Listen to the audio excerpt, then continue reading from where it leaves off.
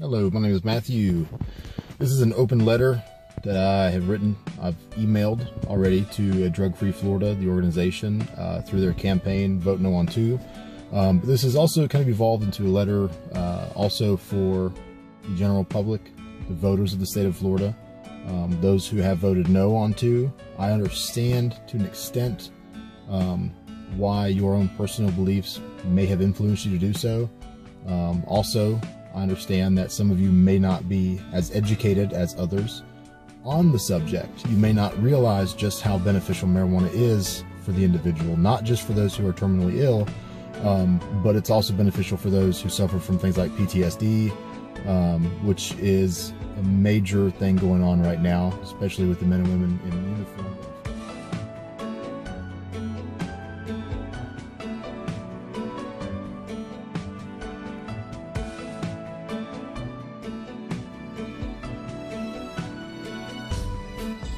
And come home. This is a treatment that is available for them. It is not a treatment that will put them in addiction, that will drive them to suicide because of the side effects. So it's a very viable solution for those who suffer from PTSD. It's also a viable solution for those who have chronic pain. There has been a law in effect that Rick Scott did sign. That was the Charlotte's Web law. Now, it does allow for certain individuals with certain ailments to receive help through the CBDs, cannabinoids, and cannabinol, which is good because that is one of the main components that marijuana has that does heal, that has those benefits. The only thing about it is you have to meet certain restrictions. Those restrictions are obviously epilepsy, the late stages of cancer, and as well as, I believe it was Lou Gehrig's disease was one of the other ones that they covered there. Mainly, that is geared for children, adolescents, because the Charlotte's Web strain has a lower count of THC and a higher count of CBD, which is fine. By all means, that's great. The only problem with that is it eliminates the ability for treatment for the thousands, tens of thousands, and hundreds of thousands of other individuals that suffer from other ailments that marijuana is a cure and a treatment for. So my open letter to those of you who are against it, to those of you who are members of this Drug Free Florida organization and who have backed the Vote No on 2 campaign. Your agenda against Amendment 2 is a bit puzzling to me, and I'm sure to many other Floridians as well. You support a drug-free Florida.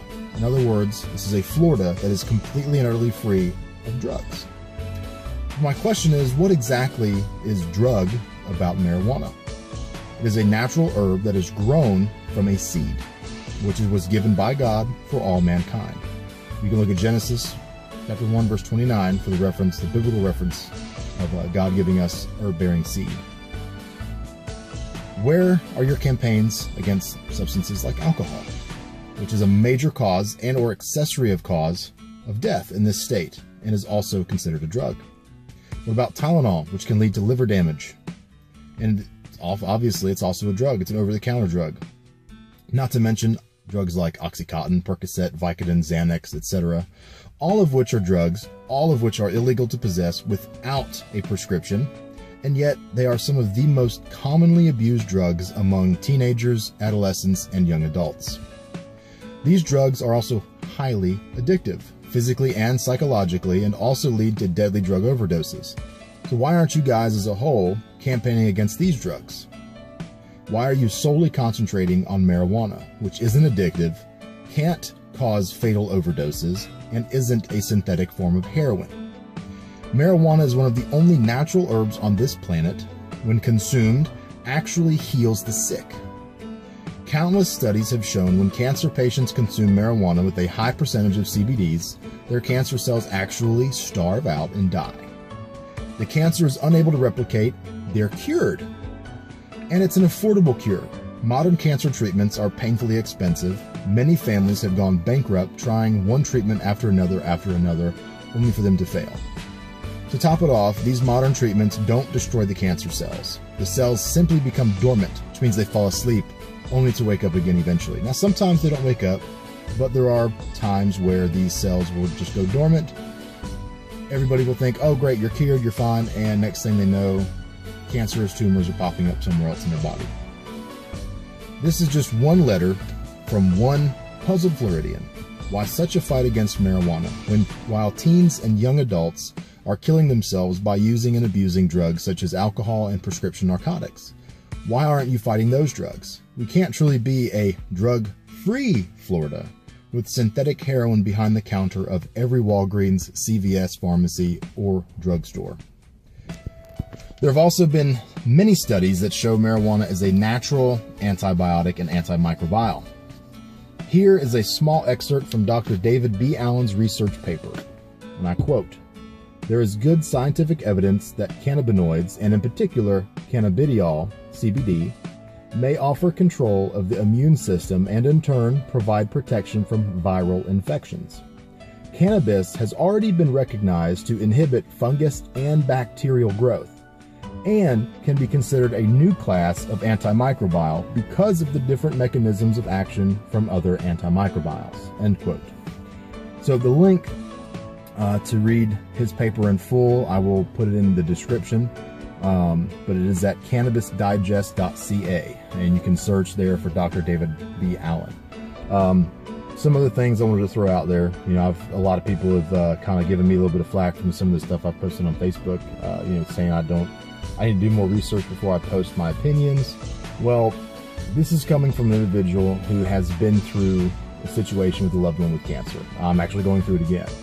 My mother passed away December 22nd, 2005, 49 years old. One of the most beautiful women I've known in my entire life. Biggest heart out of most people I've ever met. Would do anything she could possibly for the next person, even if it meant sacrificing something for herself. Everybody has their flaws. We all do. She was the first to admit hers, but she passed away for cancer and complications from cancer. So it is a bit personal to me because I know that the research has been done. I know there have been thousands of individuals who have essentially been cured of their ailments through cannabis. My grandmother, Shirley, she is also right now going through cancer. And I know that this is most certainly a situation that she would benefit from. And a lot of my family has relied on her for emotional support and for being the woman that she is. I mean, she's also one of the most beautiful women I've ever known. Heart of gold, would do absolutely anything for anybody, go way above and beyond the call of even friendship. So that's why it is a little bit personal to me. But in a sense, it should be personal to a lot of people.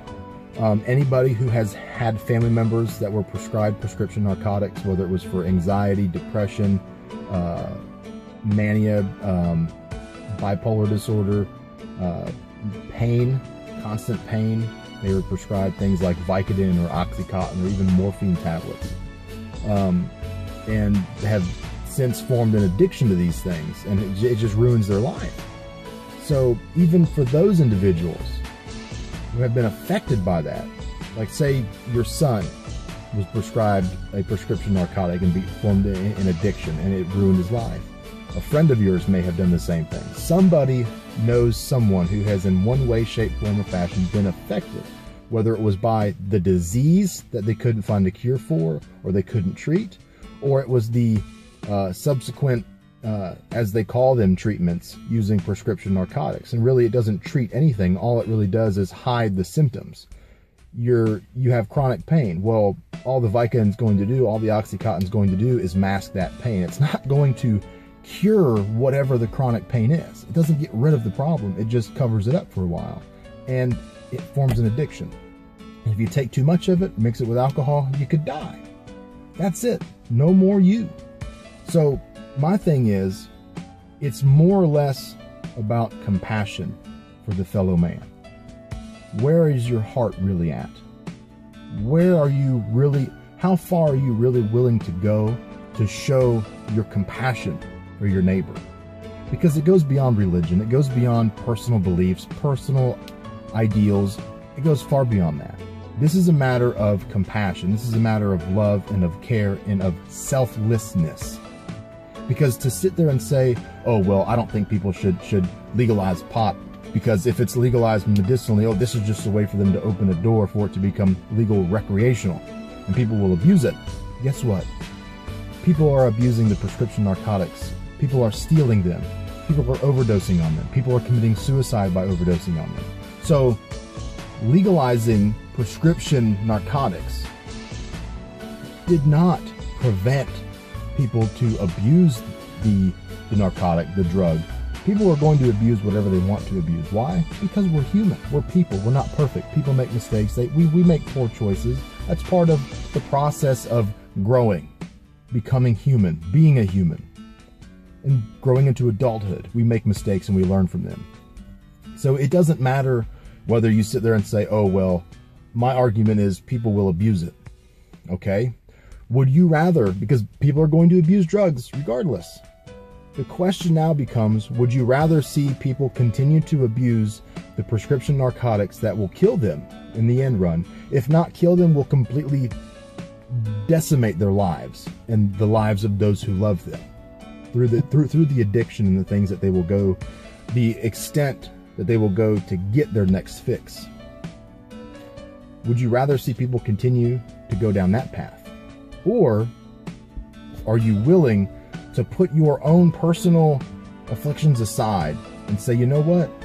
There are people who need this. No matter what we do in this life, people will take advantage of a system. But there are people who need this. And truth be told, if people take advantage of the system where it comes to medical marijuana and abuse it, they're not going to kill themselves, okay? They're not going to throw themselves into a manic depressive state and commit suicide because of it. They're not going to be able to take a handful of marijuana and overdose and have a parent or a loved one walk in the room and find a dead body. That's not going to happen with marijuana. But that is what is happening right now, every single day. Somebody somewhere is affecting themselves or the loved ones around them through prescription narcotics, through what we are okay with being legal and available for the public to get their hands on. Pill mills, doctor shopping. This is a real thing. People are abusing that system. That is a deadly system to abuse. If you're going to argue with that, then perhaps the next campaign that you need to be taking a part of is the campaign to completely get rid of prescription narcotics.